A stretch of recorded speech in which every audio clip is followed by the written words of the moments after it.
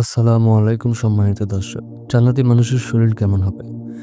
জান্নাতীদের চেহারা হবে আলোকময়, চক্ষুদ্বয় হবে লাজক, মাথা চুল বেঁধিতে শরীরের কোথাও চুল থাকবে না, এমনকি দাড়ির গোঁফও থাকবে না। বয়স হবে ৩০ কিংবা ৩৩-এর মাঝামাঝি। উচ্চতা হবে মোটামুটি ৯ ফিটের মতো। জান্নাতবাসীর সর্ব অবস্থায় নাপাকি থেকে পবিত্র থাকবে, এমনকি থুতু এবং নাকের পানিও আসবে না। গাম হবে, কিন্তু তা হবে মেশক আম্বারের ন্যায় সুগন্ধযুক্ত।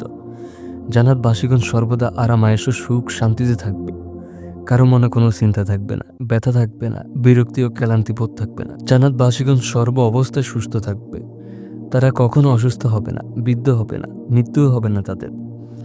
জান্নাতি মহিলাদের যে গুণাগুলির কথা কোরআনুল কারিমে বারবার এসেছে, জান্নাতের রমণীরা অত্যন্ত লজ্জাশীল হবে, দৃষ্টি নিম্নমুখী হবে, সৌন্দর্যে তারা মুক্ত প্রবলকেও হার মানাবে। নবীজি সাল্লাল্লাহু আলাইহি সাল্লাম বলেন, জান্নাতি রমণীগণ যদি ক্ষণিকের জন্য পৃথিবীতে দৃষ্টিপাত করত, তাহলে পূর্ব পশ্চিমের মাঝে যা কিছু আছে সব আলোকিত হয়ে যেত। পূর্ব পশ্চিমের মাঝে যত খালি জায়গা আছে তা সুগন্ধিময় করে তুলত। জান্নাতে কোনো ব্যক্তি একাকী থাকবে না।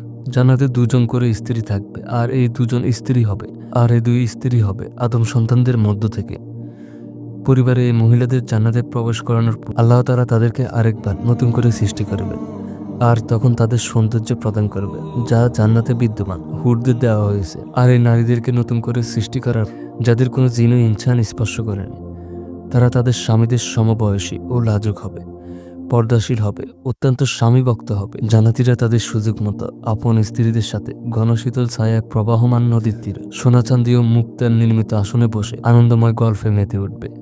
খানাপিনার জন্য মহিলাদেরকে কষ্ট করতে হবে না, বরং তারা যা কিছু চাইবে মুক্তার ন্যায় সুন্দর ও বুদ্ধিমান খাদেম তাদের সামনে তা পেশ করবে।